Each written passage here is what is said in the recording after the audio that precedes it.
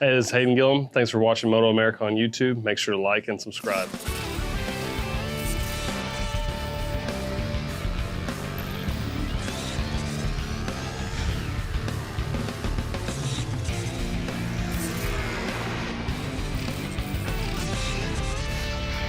It's time for the MotoAmerica AMA FIM North American Road Race Championship, the round Dynapack MotoAmerica Superbikes at Ridge Motorsports Park.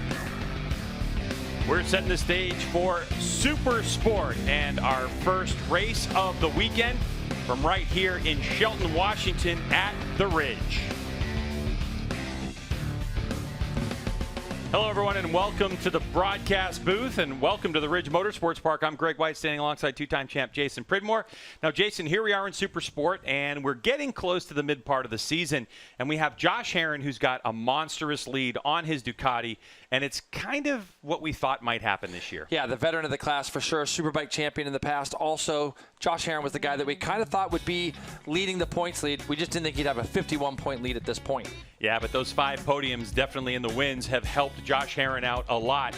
But, Jay, we look down the leaderboard and we see Rocco Landers, Ty Scott, and the rest. And you know what? When we look at Wisconsin and what happened, Tyler Scott, he put on a great show. Well, this is really the key to the race right there. Early on, Herrin made the pass very early on Ty Scott. Ty Scott sat on him nearly the whole race and was able to draft past the Ducati at the line to get his first MotoAmerica national victory here in the Supersport category. But also another shining star in this class is a young Australian in Luke Power. Yeah, this has been, I think, the most welcoming part of the season for me, seeing this young Australian come over here. He's learning tracks fast. He's got a good group of people around him. Always seems to be happy, and he puts it on the podium in the second race there at Road America, and it was a real boost for his program, you can tell. It was nice to see Luke Power arrive on the scene here in MotoAmerica. Here's a look at these 2 rookies. It's young youth on the rise. You can see Tyler Scott where he is, obviously, with Supersport. And, boy, for Luke Power, Jason, it is quite a run as he continues to learn these tracks. At least Tyler Scott's got some experience And here. we saw Tyler Scott in the past win a championship here last year in our Junior Cup category. But Luke Power, we saw him at Daytona, and he's just kept going throughout the season so far, and I expect more from him. Well, Hannah Lopez on the grid, and she is with the young Luke Power right now. I am, and talking to him throughout the series so far, he's been really happy, really optimistic kid. We saw him 4th place and 2nd place, his first ever podium last round. Luke, how do you plan to keep that momentum going at yet another new track for you here this weekend? Every race weekend's really the same, to be honest. It's just progress. The boys from 3D Motorsports and Lenny from K-Tech have been a massive help, and working their butts off all weekend. So I feel good. We had a little issue in Q2 this morning, but I definitely think we have a lot of potential for this race. So it's going to be a long race. It's warm, so I'm looking forward to the end of it for sure. I usually do better at the end of races, so we'll see how we go, but I'm excited. Well, the rookie is excited, and Jamie is with someone who is no stranger to MotoAmerica. Jamie? No, and that's Rocco Landers, Hannah. With his 3 MotoAmerica championships, it's easy to forget that Rocco Landers is part of that youth conversation at just 17 years old, on pole position for the racers there this weekend. You've already got 3 podiums. You sit 2nd in the Supersport standings. What kind of a turning point is this weekend for you? First pole, first time leading a session, actually. It's kind of funny. I always like 2.1 off, but hey, I mean, only can go up right now. Time to go look forward and try to keep these guys behind me. I'm cool. Actually, maybe a lukewarm cucumber. It's kind of hot out here, but ready to go. Not a cool cucumber, but lukewarm, Greg. And that's Rocco Landers to a T as his first pole position. But, Jason, it's all about the Ridge Motorsports Park. Let's take a look at this phenomenal racetrack. 2.47 miles long. Yeah, I think it's our 3rd year coming here, Greg, and if we remember last year, it was 100 and plus 15 degrees or something. It was crazy. First turn, that chicane, that's where some of the action starts. It's a short run down to there. Then you head up onto the ridge, turns 1, 2, up at 3 and 4, and you ride into turn 6. Probably one of the longest left-hand corners we have on our series. Down a big steep hill in 7, 8, 9. Wide open up over the top into turn 10. All the way back through the gears for 11 and 12. A couple first gear turns. Maybe not on the Supersport bikes. Some guys might, but down to 13, 14, and then onto that front straightaway where really the chicane becomes a passing spot really after the beginning. You just hope everybody gets through that first part off to start safely. Such a great racetrack here at the Ridge as it goes up and down off the ridge. We'll show you more about that. But you know what? Our president, Wayne Rainey, is not here, Jay, and that's because he's off in the UK Wayne Rainey, who, of course, back in 1993, this is his 1992 World Champion YZ 500. He was hurt in a crash and all the way back in 1993, so it's been 29 years, but Wayne had an opportunity to get on a motorcycle again, his bike. I mean, look at that group of legends there. You got Wayne leading, Mick Doohan, Kenny Roberts, Kevin Schwantz, and they're over at the Goodwood Festival. And the social media and the videos that I've been seeing from this stuff, I mean, it does send chills down your spine. I mean, I wonder all the emotions, and I'm sure we're going to get to hear a lot from Wayne in the future, but the emotions he must have had jumping back on this motorcycle after some 30 years and getting a chance to ride it. And Yamaha doing a great job for Wayne Rainey to get that bike retrofitted so he could ride it. Jay, you talked to him? I have, yeah. It's pretty amazing because I have so many questions. And can you imagine being a fly on the wall when those four guys got around talking with each other? And Wayne was he's having a great time over there. And I think he's got one more run up the hill tomorrow. All right, Jason, well, we refocus on this race, Supersport race number 1. And, Jay, it's warm here, but not quite as hot as it was last year. It's going to be a hot race, though, so we'll step away. When we come back, we are 5 minutes away from a race start for Supersport Race 1 from the Ridge.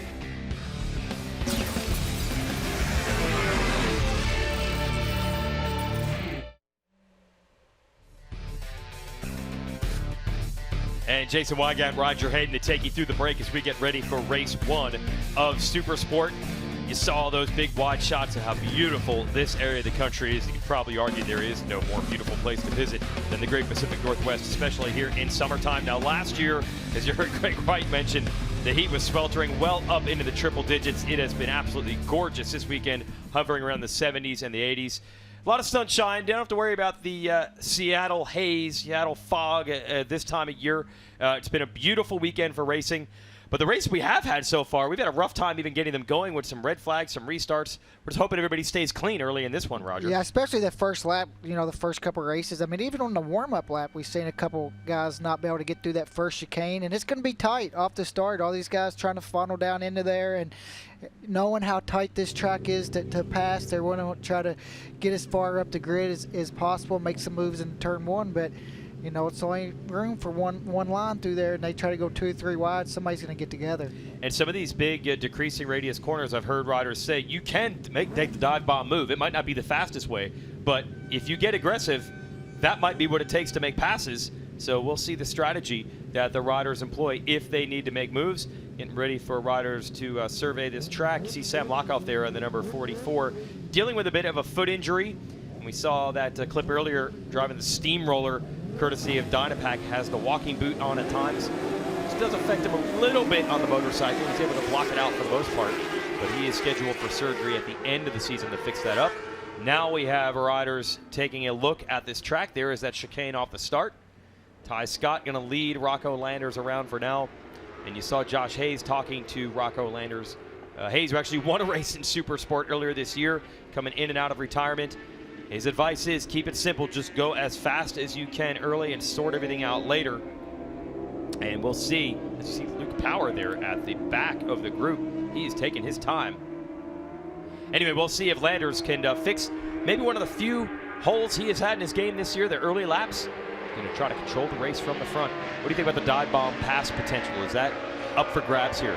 There is, especially off the start down into that chicane. Oh, we've seen it on the warm-up lap in the class before, so definitely I think it can definitely happen through there. We've seen every class so far today. There's been a lot of action through there, so we're going to see what happens in this class. How aggressive will they be here in Supersport? It's been a really exciting season. Yes, Josh Herron has the big lead in the standings, but a lot of that is due to crashes by the other riders. The individual races have been nail-biters at almost every single round, and we expect nothing less than that as we go racing this afternoon from Washington. We're going to send it back over next door with Greg White and Jason Pridmore.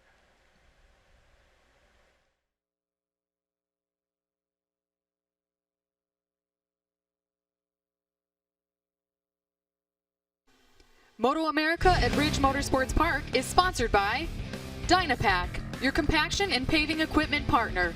Designed to perform, built to last. By Dunlop, the official tire of the MotoAmerica Championship Series. And by Geico, where 15 minutes could save you 15% or more on your car or motorcycle insurance. Welcome back to Shelton, Washington, Ridge Motorsports Park. one of the most picturesque racetracks that we get to see on our race calendar here for MotoAmerica. Let's take a look at this starting grid. As we know, Rocco Landers with a new track record on pole, Jason, at a 142.774. Yep, right alongside him, Ty Scott not far off, as is Josh Herron. Then we got Almeida, Benjamin Smith, and a still injured but trying to get better Sam Lockoff. You can see, Greg, almost 2 seconds back there, actually 2 seconds back. Luke Power, Nassani, and Liam Grant. LaRoche, Thermiotis, and Soltis are going to round out row number 4. Got a few locals up here. David Kolstad, who we remember from Junior Cup before. Zaragoza. Sarbora is actually a scratch. He got hurt. Mallory Dobbs and Joel Ullman on that back row. So we got some local flavor up here, Greg. I'm really interested. This is where Josh Herron needs one of those starts that we've been seeing him get in places like Atlanta and things like that. So here we go. When the light goes off, we're rolling. Supersport race number 1. Josh Herron didn't get the launch that he certainly hoped he had. Aaron on the outside on that Ducati. He's going to funnel in, and it looks like Ty Scott's going to take the lead on that Vision Wheel M4X Star Suzuki. So he'll get that lead over Landers, Rocco Landers on that Landers Racing Yamaha. And just like that, Herron jumps himself up into second place. You can see this is where they start headed back up on the ridge. That turn 3 is tricky, Greg. That right-hander. We'll talk more about that as we go. Then we have a long left-hander. Now they're going to go up through the gears into, when you come over the top of this crest into turn 6, it's blind. And you can see now we're going to be leaning off the left side of the bike for a long time through here. So Josh Herron on that Warhorse HSBK Racing Ducati New York machine trying to make a move on his championship rival. Doesn't quite get it done. Little difference in lines there, wasn't it, Greg? You can see Herron was standing the bike up real early out of turn 6 there and trying to go down the right. And you can see, man, he is putting a lot of pressure on Ty Scott. This is blind as well, wide open. Up over the top of this, down all through the gears, and look at Ty Scott blocking that inside. Herron had the idea that that's where he wanted to go. Yeah, but when you're this early in the race and you're already being defensive, you know that you've got a little bit of weakness somewhere as Herron tries to at least push the issue. But, of course, third place now is right there, Rocco Landers, as these two keep fighting it out. Herron desperate to try to get by Ty Scott at this point.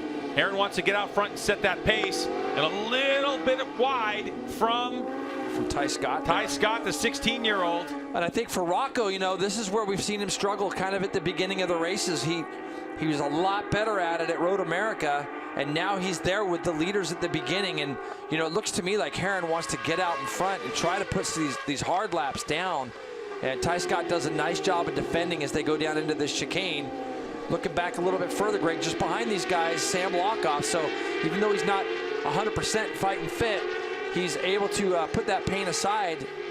He's still walking around the paddock with a boot on from an injury, off-season training incident. So Lockoff's got these guys, and he's trying to get him in his gun sights as well. Almeida, nice to see Kevin back up at the front also this year. Landers looking really good right now, Hannah. He is, and talking to the team and talking to Rocco earlier, he said the bike's working better than ever. They've made some steady changes that have been all positive all around. They're going to continue to chip away at it and give him what he wants setup-wise. But as far as, you know, Rocco's plan, they've been making a plan, laying it out. He's really been working hard with Josh Hayes on this to try and keep him focused, and so far he's been executing their plans, you know, very well so far this weekend. So he just wants to stay out front. He said this is his first ever pole position. He's looking for his first ever fastest lap of the race, but he'll take his first win.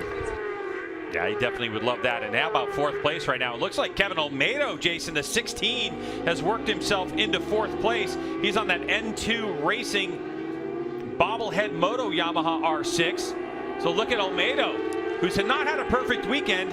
He definitely fell off once earlier on. So all of a sudden, look over his shoulder, and he's going to see 3 guys. Herron really wants to get through, but Ty Scott's done a nice job of defending. You're going to see when they get ready to come onto this front straightaway. This is all direct line stuff there. Luke Power on the back of these guys as well now, trying to get up there. And something must have happened to Rocco Landers, because both Lockoff and Almeida have got through, so we didn't see that. Yeah, Lockoff put his hand in the air there for a moment, Jason, after that happened. So back up front we go. You can see Ty Scott on that Vision Wheel M4X Star Suzuki continues to lead the way, set the pace. Josh Herron not throwing as many attacks as he was in the first lap. I think Josh now has settled into a rhythm on his Warhorse HSBK Racing Ducati Panigale V2. Josh looks really comfortable though, doesn't he? He does look comfortable, but I think now he's thinking about it. Lockoff all of a sudden has found some tremendous speed, Jay. The problem with Lockoff's injury, being a lower leg ankle injury, as he said, a lot of riders talk about the physicality of the Ridge Motorsports Park and how it requires a lot of leg to get these motorcycles around the racetrack efficiently. And you know what? You don't know how much you use your legs until you have an injury like Lockoff has. And there's a couple riders in our paddock that have had some lower leg injuries, and they've all said the same thing to me as far as getting your weight on these foot pegs and such. So I know what he's going through right now. And you're right, Greg, with the change of direction that this place has, it's very, very difficult. Look at Lockoff sizing up Herrin now as they come up over the top.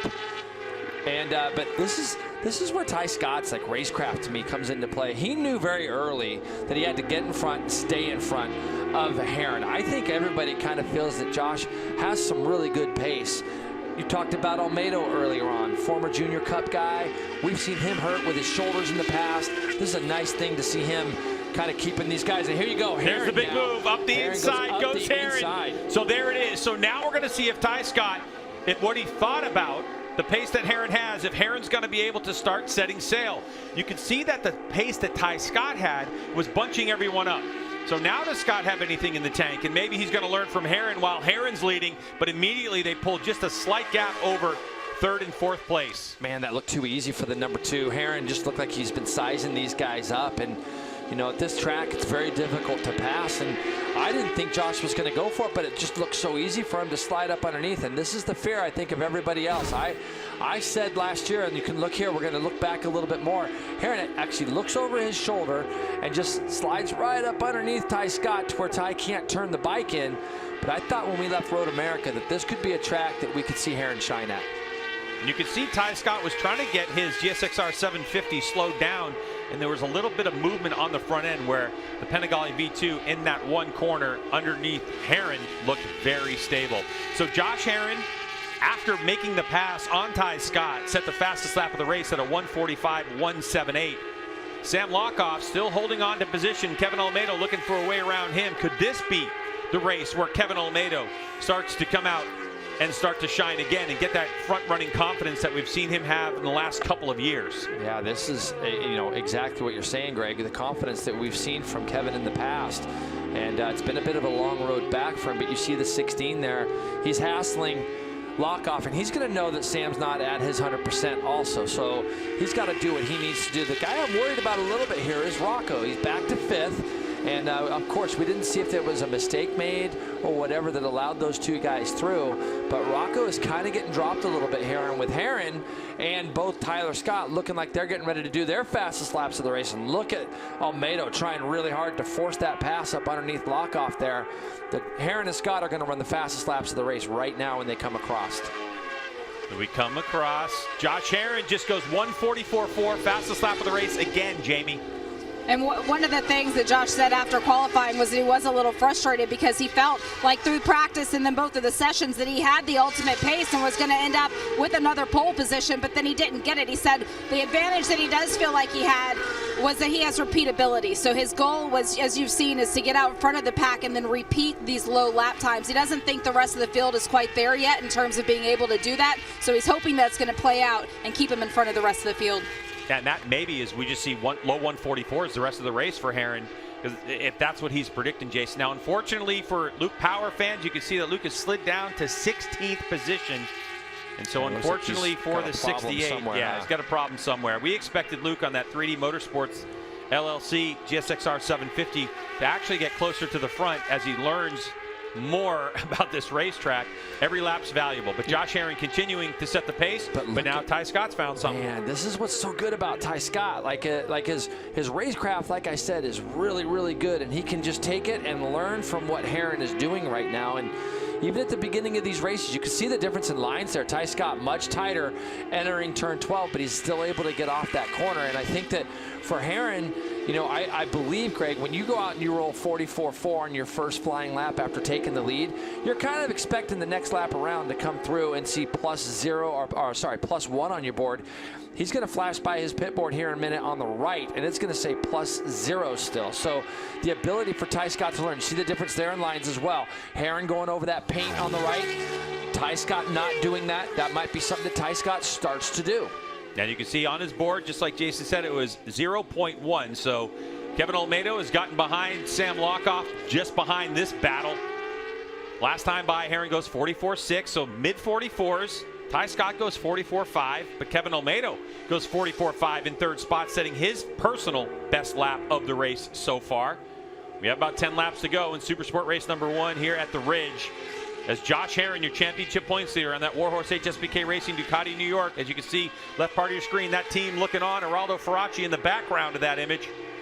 Doing well against the Vision Wheel M4 X-Star Suzuki. That's the GSXR 750.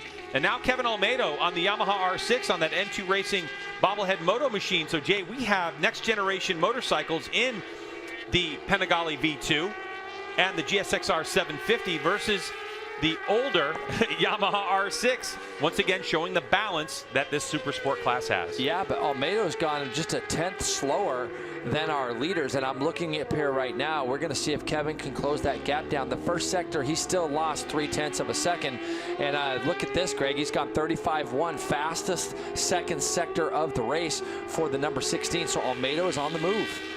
Olmedo also is feeling, Jason, that there are parts of the track where he's losing time, all because of his confidence. He feels like the bike is doing exactly what they need it to do, but when he did have that tip over that you mentioned in qualifying yesterday, he said that it hurt him a little bit. Now he's driving around, riding around a little bit scared. So he needed to get this race under his belt. He needs to get his confidence back up. He said, we have everything that we need right now. The bike is beautiful. It's easy to ride. He's just got to get his head wrapped around it. Yeah, and you know, if you looked at the bike that I looked at it in detail after he crashed it, he did nothing to the bike. It was like he bent the handlebar and that was it. Like it was the easiest, easiest tip over ever. So Kevin gaining confidence back as Sam Lockoff really working his Vision Wheel M4 X-Star Suzuki, at least through that corner, fighting the front end of the motorcycle.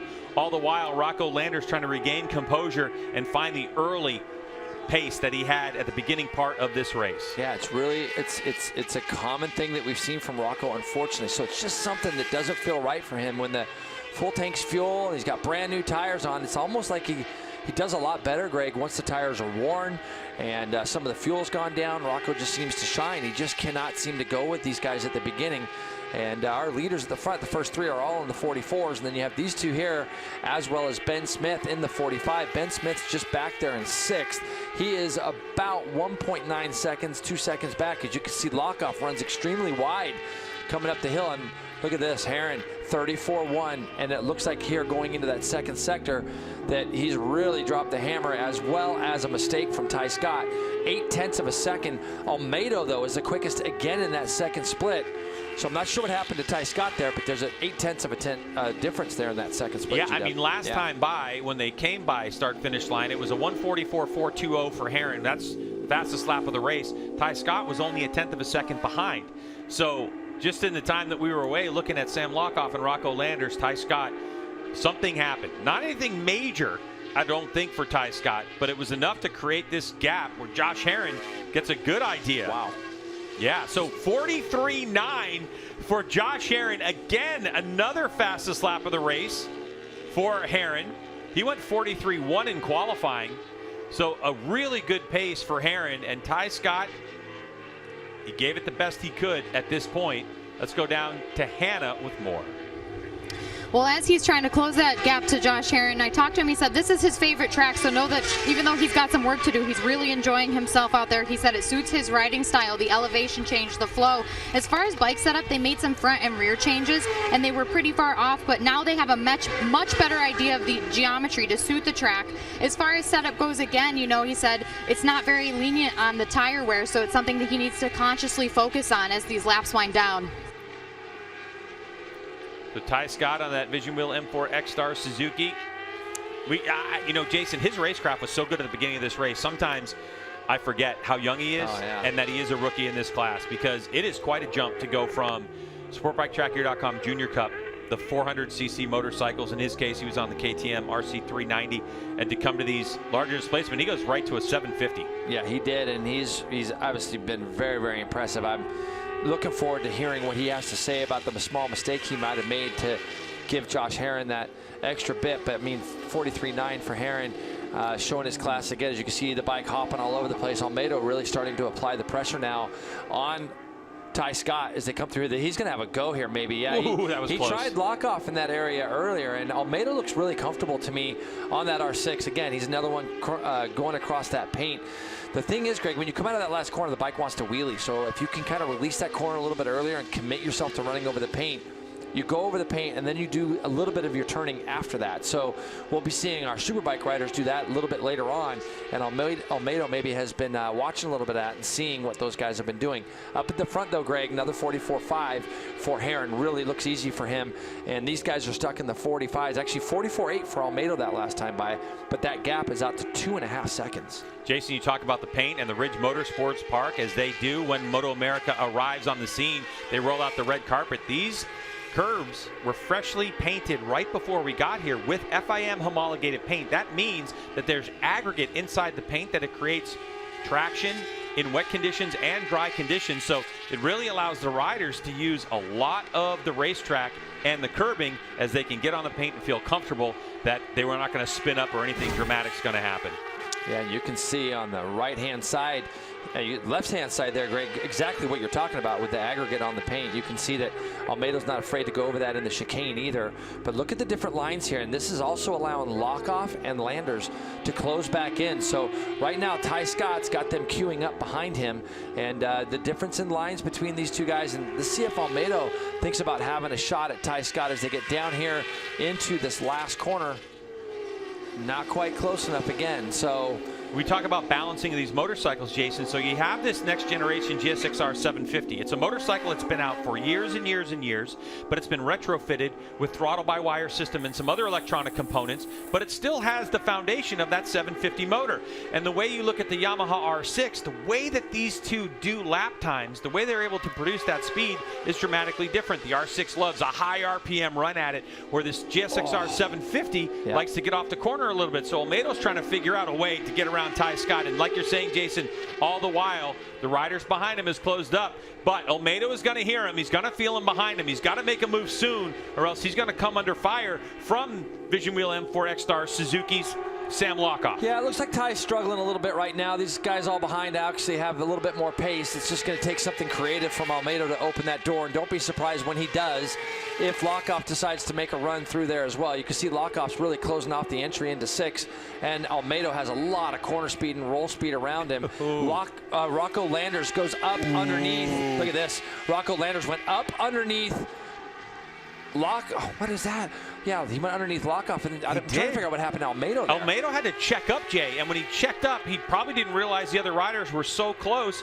So Almeida checked up right at the same time that Rocco Landers was making his big move, and Landers' momentum along with Lockoff's momentum carried right around Kevin Almeida. And Jason, that I think shows the lack of confidence that Almeida has right now in the front end of his motorcycle. He's trying to do it with corner speed instead of attacking on the brakes, and it cost him 2 positions. He almost ran a line that I've not seen him run before. So here we go a little bit, and you can see he tries to get around the outside. Now watch Ty Scott stand the bike upright and gas it just a little bit. So, you know, he was aware of where Almeida was. Now, when they get close here, he's inside on the paint. He had to, exactly right, Greg. He had chopped throttle, and Landers just took full advantage of that, as did Lockoff. Almeida didn't have anywhere to tip back in going down the hill, did he? He certainly didn't. So now Kevin Almeida's got a lot of work to do as Landers starts to find his rhythm. And keep in mind, this is battling for podium positions as Josh Heron has set sail 5.4 seconds in front of this battle. It's Ty Scott still in 2nd place, Rocco Landers in 3rd, Sam Lockoff in 4th, and now Kevin Almeida in 5th. And we have 5 laps to go in this one. So the battle for the podium is just heating up right now as these riders, it looked like Ty Scott maybe? No, I think Ty Scott's not as comfortable over there, and Rocco just had a little bit more edge grip and corner speed up over the top of the brow of that hill and almost ran in the back of Ty Scott. Now, let's see what Rocco does with Ty Scott through this big long turn 6. You can see, Greg, how defensive he's being going in there. Door open. And just opened that door, didn't he? That's exactly what happened. He got in there a little bit too tight, ran that bike out wide, and look at Almeida. He's working on Lockoff again, trying to figure out a way to get past the 44. But now, this is again, Greg, you're going to see Landers start to roll forward, and I'm looking at his splits. Look at the gap he has already pulled on Ty Scott. And Jason, as Greg mentioned earlier in the race, you know, Rocco really likes how the bike feels and moves around under a lighter fuel load toward the end of the race. And talking to him, he said physically he feels the best at the end of the race. It was just a matter of managing the tires here. The surface is a little bit newer. It is so very abrasive. So just really focusing hard on staying on the edge of those tires. But he was prepared to go the full race distance and battle to the end. And he's doing just that right now. Yeah, and Sam Lockoff on that Vision Wheel M4 X-Star Suzuki gets around his teammate Ty Scott. So Ty Scott has got something that doesn't feel quite right underneath him at the moment, and he's going backwards. And he definitely had held up the pace of the riders in front of him who've gotten by now. Now it comes down to Kevin Olmedo. So Rocco Landers was able to use the strength of the Yamaha R6. It's not to say that the GSX-R 750 doesn't turn amazingly well. We saw the GSX-R 600 and the Yamaha R6 race along with the Kawasaki ZX-6R, but we know the Yamaha's really good through the corners. In terms of the GSX-R 600 versus this next generation GSX-R 750, I'm told that the difference, Jay, say in weight of the motorcycles between the 600 and 750 is only about less than a kilo. So you would think that the 750 handles as good as the GSX-R 600 does, but it's Ty Scott who's having an issue right now. So you have Ty Scott who's struggling a little bit. Tire choice could have been an issue, Jason, without question. And you have Sam Lockoff, who's injured, who's riding through the pain right now. Well, when you look at it, our good friends at Dunlop have sent us what these guys are on. Both Josh Herron and Ty Scott are both on extra softs on both front and rear. But when you look at that, extra soft front, soft rear for Lockoff. So he's on a different tire than his teammate. In fact, these guys are the only two guys, are Herron and Scott, on the extra soft rear. So maybe the power delivery of the Ducati compared to the 750. As you look Almedo, he's going to go stuff it up underneath Ty Scott just like that. Yes. And but Ty Scott, Rocco are on different tire combinations. This guy here is on extra softs on both. So that could just be something that we're seeing right now from Ty Scott. Maybe he just doesn't have the edge grip, and he gets back past Kevin Almedo. So stuffs it back up underneath him on the exit of 11 going towards turn 12. I love what I'm seeing from Ty Scott, because even though he's not 100% with whatever it is, with tires, with setup, he is putting up a fight, and he's not giving it up at all. Ty Scott is a fighter. He's the future of MotoAmerica in Supersport. Who knows in a couple years, seeing him on a superbike, and he is giving it everything he has right now. There was the great shot of the gap, 5.7s from our race leader, Josh Herron. Back to this battle. Rocco Landers, Sam Lockoff, Ty Scott, and Kevin Olmedo locked in a battle for the 2 spots on the podium, 2nd and 3rd. Yeah, and I'm just looking at lap times. So Rocco Landers' best lap time he's done in the race is a 44.7. He just went 44.9. So his race pace has stayed very consistent. This is up over the brow of that hill. See how much he pulls away from those guys up over the top? And that, again, Greg, could be the delivery between what the 750 is doing and the R6 is doing. R6 maybe a little bit more nimble, probably higher RPMs on the R6 going up over the top of the hill than the 750s. And you can see Scott looking up the inside of his teammate. It's got to be a frustrating race for Kevin Olmedo. I think Kevin felt like he had the pace to be that second place guy that Rocco Landers now is. As he looks to go down the inside, he's not going to make it. It's a very tricky place to pass. You go up over the brow of that hill, and you're tipping the bike down on the throttle going downhill, Greg. So you got to be careful, because the bike G's out at the bottom. You got to be careful with how much brake pressure you put on at the bottom of the hill. 2.5 laps to go. Josh Herron, 5.7 seconds out front.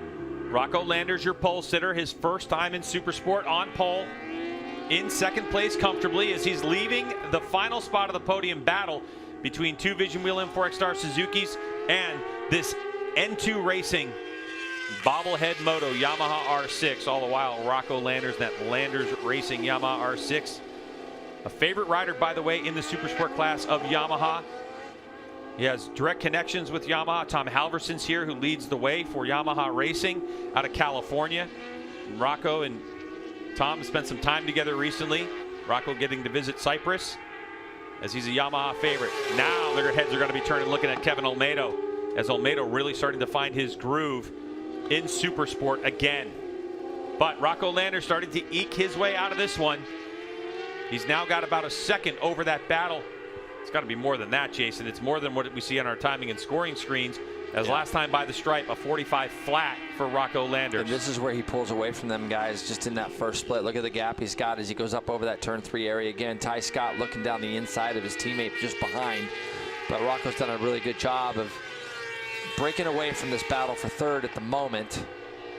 Boy, Kevin Olmedo that close to putting it on the podium for his N2 Racing bobblehead moto team. But of course, these two Vision Wheel M4X Star Suzuki riders struggling a bit. They'd love to have it. Let's take a look at Ty Scott and what he's dealing with. Yep, he's just up the back right now there, and he's got a lot of that chatter, doesn't he, Greg, from pulling the lever on hard. And you can see on the right side of my screen, he's got a lot bigger problems with the number 16 Almeida, who might try that same move. We'll see if Ty Scott closes that door again as they get into this section. He gets up over there a little bit better, and Almeida runs it out there a little bit wide. But right now it looks like Lockoff is kind of holding these guys up just a little bit. Kevin Almeida, the 16, trying to figure it out. You can see Scott up and out of the saddle. Yeah. It just doesn't seem great for him at the moment. I would be surprised if Almeida went ahead and tried to make that pass back at the top. He was going to be closer there. As you can see, this man's got it all to himself out front. 5.6 second lead last time by for Heron, and he's running in the low 45s. And you see there, Rocco Landers still running. White flag lap, Greg. 1 to go for these guys. Let's see what this difference is. There's Rocco there, and Almeida was not able to make that pass. So Lockoff still holding on to third. Ty Scott and Almeida just behind. So Josh Heron, if he can clean the rest of the corners, he'll have another win to his credit in the season. Rocco Landers with the potential to go from pole position to second spot. And now it looks like the battle for third on this final lap has started to stretch out ever so slightly. Yeah, you can see it back there. Yeah, Rocco's just ripped away. A 44.7 for Rocco that last time by. So basically matches his personal best. Dude, incredible. How good does this bike and rider look here? You know, Greg, you know, you and I talk a lot about this stuff, and I said, man, I just think that Heron's going to be super hard to beat on that Ducati around there. Just, it's a nimble bike, the way it delivers power. He went really well here last year on Superbike, didn't he? Certainly did. He did keep Jake Gagne really honest when they were both riding those attack bikes. Now look, Craig, here we go. Almeida has made the pass through on Ty Scott. I wouldn't be surprised to see him try it in either 11 or 12 as they get up over the top of this hill.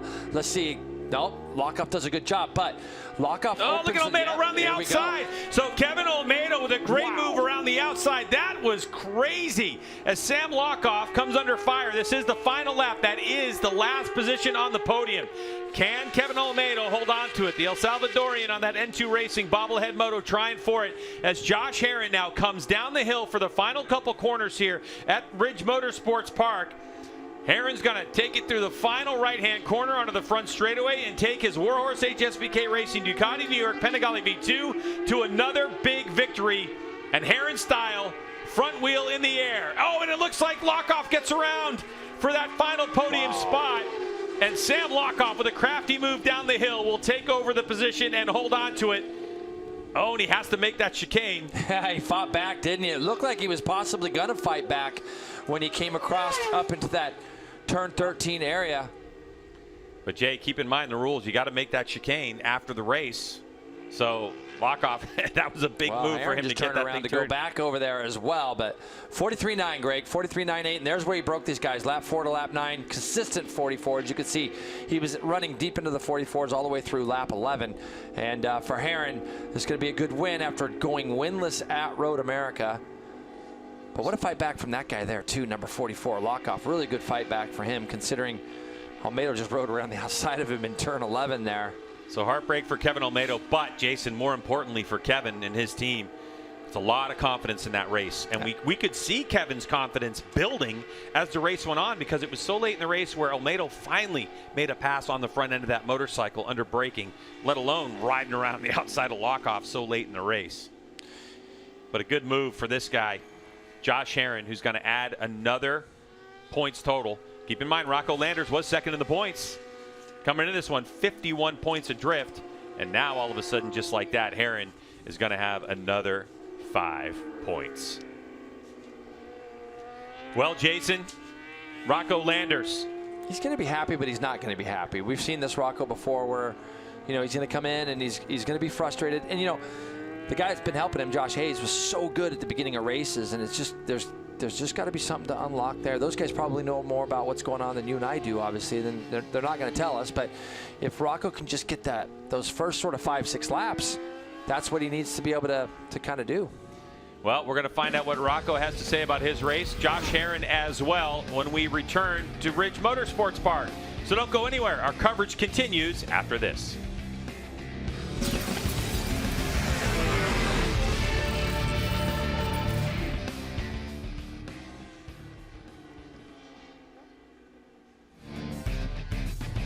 Jason Wygant, Roger Hayden in the booth.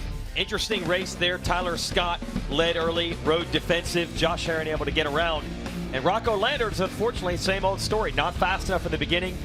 Definitely fast enough in the end, Roger. Yeah, I mean, headed toward the, with 2 laps to go, he does a 44.7, which is his best, almost as good as his best lap of the race. So just confusing, and just fell back all the way behind the top 4 down to 5th, and looked like he was even fading back further. And then all of a sudden, here he comes. And I'm just, it's just hard to figure out. But, once he does figure out those first 5 or 6 laps, I keep saying it, that he'll be there at the end. I'm sure he's disappointed. He wants to win. He wants to be there, and he wants to be up there worse than we want him to be. Yes, there's no doubt they're going to turn over every rock and stone to figure it out. Meanwhile, Josh Herron just keeps on rolling and was able to cruise there at the end. We had a little drama with the chicane that you have to hit after the finish. He was able to get back to it, though. Yeah, just went straight, but he turned around and came back. But you could just see with, Rocco, before when he got on the podium, he was pretty happy. Just then, you could see the emotion. He was a little disappointed with that, and it's good to see. It means he cares. Yeah, starting to want to get those wins and not just being satisfied with the podium. And then a fantastic battle for that last spot on the box, which is Lockoff edging out Almeida on the final lap, and Tyler Scott being shoved back to 5th. Ben Smith, Alejandro Thermiotis, Jarrett Nassani, Liam Grant, and Carl Soltis. That rounds out your top 10. And we mentioned the Yamaha folks been working pretty closely here with Rocco Landers. There's Tom Halverson and Stoney, his dad. So they're putting an effort in, there's no doubt about it, trying to get that win. He'll get it. Yep. And third place going to go to Lockoff, who's right there for the Vision Wheel M4X Star Suzuki team. And these are some of the rising stars of MotoAmerica. And we've got even younger riders out here, riders from age 8 to 14 competing tonight on mini road race bikes. You really want to check out the Mini Cup by Motul at the karting track here at the Ridge. Specially developed to introduce youth riders to motorcycle road racing. There's 3 classes of these Ovale motorcycles, 110s, 160s, 190s. Practice and qualifying right now during the day, and then they start racing at 5 p.m. at the kart track. So check that out when we're done racing on the big track, the future superstars of MotoAmerica. It's really fun to watch that. And a big thanks to Dynapack, a multinational engineering company producing compaction and paving equipment. Complete range of paving equipment from small machines to some of the world's largest. Dynapack, your compaction and paving equipment partner, and a proud sponsor of this MotoAmerica at the Ridge. We'll sort it out from the podium. Send it back over to Greg and Jason.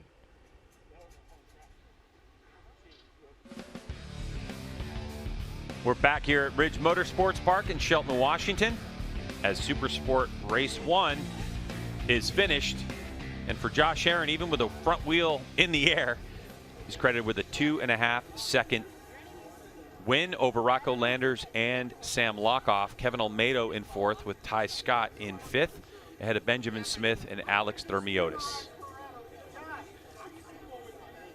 Let's take a look down at the battle for 3rd, Jason, down the stretch between Lockoff, Almeida, and Ty Scott.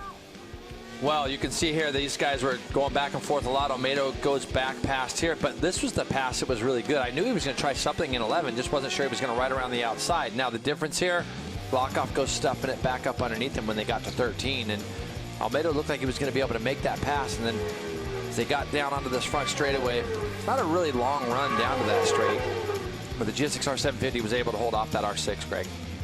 Well, it looks like Josh Herron is in victory lane and ready to roll, so let's get right down to it. Another victory for Josh Herron back on the top of the box. Quite the gap. Margin of victory there at the end. What gave you the confidence to kind of battle at the start of this race and then break away and ultimately set sail on the rest of the field? Yeah, I just wanted to see what Scott was going to do, and I kind of felt like I had a little bit of pace on him, so went around him and just put my head down, tried to pull away a little bit, and it worked out. So guys have been working hard all weekend, and I'm really happy with how this Ducati V2 is running around here.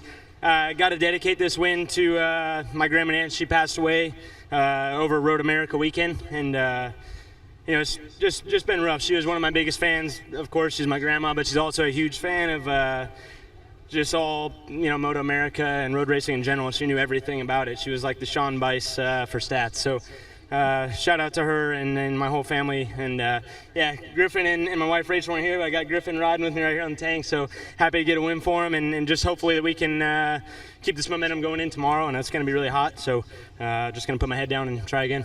A sentimental victory for Josh Herrin, guys.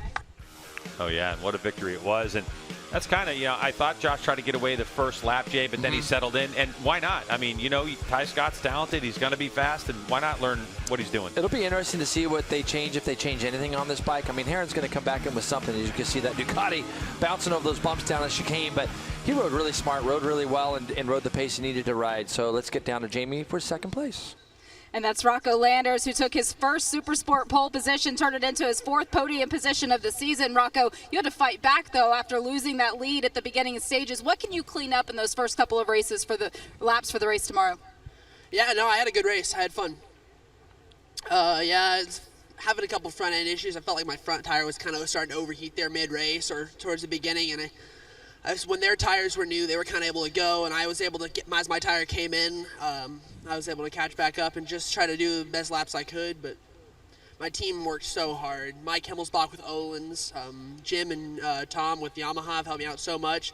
Josh Hayes, dude, you deserve all the credit, man. You've helped me out so much. My dad, even more than all the credit. It's amazing. I mean, wish we could have been up there, but Josh ran a good race, and see if I can be there tomorrow, but I got to dedicate this podium to Matt with M-Tech. He builds all my motors. He, actually to his wife, she's in the hospital right now, but this is the best R6 on the grid. I'm confident in that, and could have done without a friend of ours named Lou, so thank you. Certainly takes a whole team. Congratulations, Rocco. Greg? Yeah, for Rocco Landers, Jamie mentioned it was his 4th podium of the season and his best finish. He had 3 third-place finishes, now a 2nd. It's really frustrating when you can't take advantage of a new tire at the beginning of the race, where it just doesn't feel right up underneath you. And when you don't have front end feel, it's so hard to push. And seeing guys go by you has got to be frustrating for Rocco. But when they get that figured out, we've seen him in the past be able to do some big things on those first laps. Hannah? 3rd place today goes to Sam Lockoff. As I'm standing here with him, all of his weight is on his left foot. That right ankle still giving you some trouble out there. Aside from the battles on the track, you were battling this injury. Where were you able to kind of dig down and find the strength to push so hard for this podium position at the end there?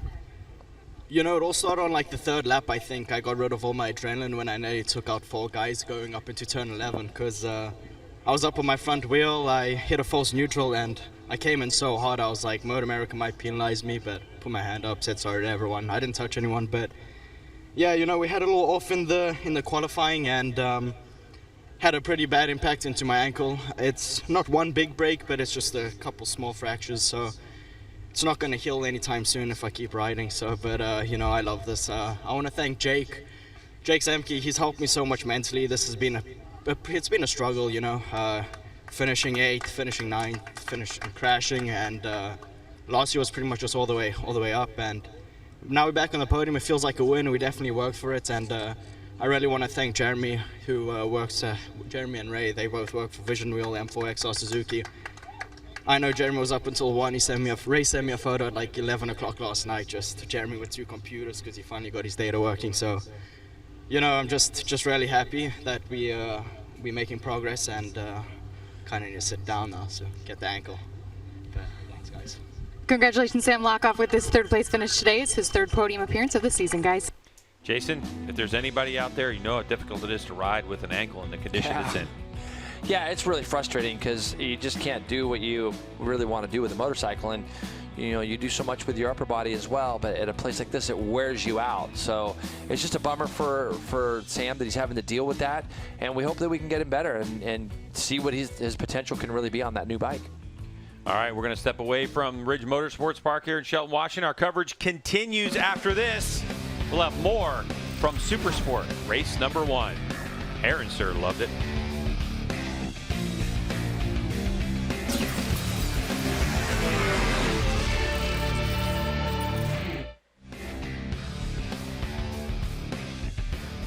And the podium celebration has begun. They got Michael Hill down there hyping up the crowd here at Ridge Motorsports Park.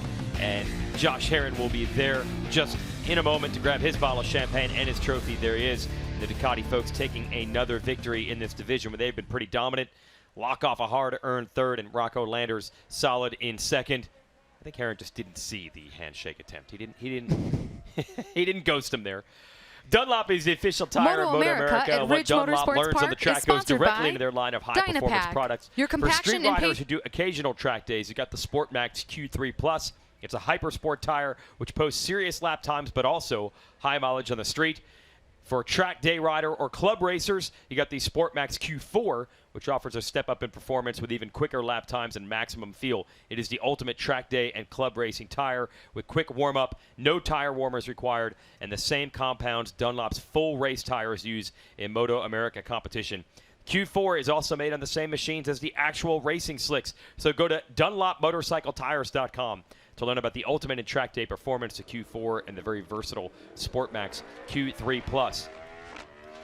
Now, speaking of tires there, we are on the hunt to try to figure out Rocco Landers in the beginning of these races. He did have a little bit harder compound. Found out from the folks at Dunlop he went with a soft tire, where most of the riders went with the extra soft. Is that enough of a difference, or is there some other things you think that might have been a factor there, Roger? I think that it has to be other things. I think it's pretty close to the extra soft and the soft, but he definitely was the only rider on the soft front. Everybody else was on the extra soft front, so you know it means that theirs are probably going to come in a little bit sooner. But I think with as warm as it is, and I think I don't think that really had anything to do with it. It's just kind of been what we've been seeing, and you can just tell in his interview that he was disappointed in that ride. He knows that he could have been there throughout the whole race. He's got the pace, and when you have it and it's kind of your fault, it's not a good feeling as a rider. It's interesting, though, when you look at Landers last year, taking a second place in a race would have been phenomenal just in the learning process in his first year in the class. Now he's at the point where even second is not going to satisfy him. He's looking for the win. And partially that's because he's going so fast at the end and matching at times with the race winners, but not in the fight at the beginning. Since 1987, Boss Audio has produced quality 12-volt audio and video products featuring the latest in technology to deliver clean and powerful sound. Boss Audio Systems offer an extensive variety of audio solutions that fit any type of bike, as well as model-specific Harley-Davidson plug-and-play audio kits. Check out Boss Audio in the Fan Zone this weekend, but you might want to move out of the Fan Zone for now and get to the fences, because we've got Medallia Superbike Racing coming up next on MotoAmerica Live Plus. MotoAmerica at Ridge Motorsports Park is sponsored by Dynapack, your compaction and paving equipment partner. Designed to perform, built to last. And by Dunlop, the official tire of the MotoAmerica Championship Series. There's your winner, Josh Herron, taking a walk to do a press conference. If you have MotoAmerica Live Plus, you can check that out. The MotoAmerica app is. Herron had a great run. Let's take a look at those results. So it's 2.5 seconds, Jason, over Rocco Landers, and then you can see that tight battle between Lockoff Olmedo and Ty Scott. We're definitely going to find out what was going on with Scott for tomorrow's broadcast. And then Benjamin Smith and Thermiotis, his first go. Actually, it says Yamaha YZF R6, but he actually showed up on a Suzuki GSX-R 750. Yes, he did. A couple other competitors were doing that. You see Nassani and Liam Grant there rounding out. And Nassani also on a GSX-R 750, so a little further back. Carl Soltis, Kolstad, LaRoche, Mallory, Dobbs ends up finishing 13th over Joel Ullman and Edgar Zaragoza. Be interested to see what happened to Luke Power, find out what happened to him, because he was running up in that top 7 before that happened. Well, Kevin Olmedo certainly had a great run at it, and Jamie's been able to track him down. And Kevin, before the start of the race today, said he felt like he had a lot of confidence that today could be the day. Finally got that first podium position of the season.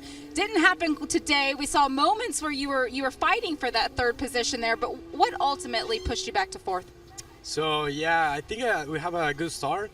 We tried to stay with the crew. We had good confidence with the bike, and I feel really good with this track. I tried to keep the pace, but the other guys was riding really good.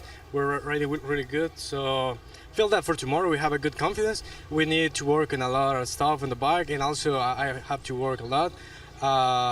We have a lot of confidence for tomorrow. We're gonna try to have a good pace and also have a better start. I'm watching the sweat drip down your face right now. It's supposed to be a lot hotter for the race that we're going to have tomorrow afternoon. How physical is the race conditions here at Ridge Motorsports Park? Well, I feel really excited for tomorrow because the temperature is really similar to my country. So I think for me it's not going to be a problem. But We're going to think about the tires. Maybe that's going to be an issue, but we're going to try to keep pushing. It's Kevin Almeida, Greg, looking for the heat for race number 2. He certainly is, and we're expecting about 91 degrees, somewhere around there, Jason, at race time tomorrow here in Shelton, Washington. And if that's what it's like for him in El Salvador, he's definitely got the mental edge. There's no question, and if you love it and everybody else hates it, it definitely gets you the mental edge. And really, Greg, when you think back to his race, it was that one move as they came out of turn 6 along Tyler Scott that kind of messed up his progress and his rhythm. So Almeida will go back, look at the tape tonight. I don't think he has to change much. I think he had some pace if he could have done some laps on his own. As we look here back at the race 1 highlights, it was a great start from Ty Scott. Not so good from Herrin like we've seen in the past, but that didn't matter for the number 2. He was able to work his way by Landers early as they rolled down into what we call turn 1 and turn 2. About 3-4 laps later, he was able to get up underneath Ty Scott in the turn 13 area. And then it was a battle for second between these two, who actually had a gap over Lockoff and Landers at that point. Here's the spot where things kind of went backwards for Almeida. He was looking like he was trying to take over second, and he ends up going all the way back to 5th. Meanwhile, Rocco Landers was storming to the front, and you can see here they both end up getting by Ty Scott. That's Rocco Landers and Lockoff. Runs a little bit wide here, does Ty Scott, where Almeida was able to get back. Scott kept on battling. Almeida rolls around the outside of Lockoff in turn 11, but by turn 13, Lockoff gets back up underneath him. Best guy in the business as far as stand-up wheelies goes. Herrin goes on, takes checkered flag over this man, Rocco Landers, and here's the battle for third all the way down to the line. And it's going to be a recovering and needing to recover Lockoff. We need to get him healthy. Yeah, definitely need to get him healthy. So, a wave to the crowd for Josh Herrin and another victory, and that means that his 51-point lead goes to 56 over Rocco Landers, and Ty Scott ahead of his teammate Kevin Almeida solidly in 5th place. And unfortunately for Luke Power, he was not able to score any points in this race. But Jason, we're looking at Josh Herrin. It's going to be a different racetrack tomorrow. Sun's going to be shining, heat's going to be up, and I think Kevin Almeida said it the best. What's going to happen with the tires? Well, an entertaining race for Supersport. Race 1 from Ridge Motorsports Park. What a battle it was for second place, but this guy dominated the race. Josh Herrin, can he keep his romp towards his number 1 plate in Supersport going? We can't wait to find out tomorrow. You see the time. So for Hannah, Jamie, and Jason, I'm Greg. We'll see you tomorrow.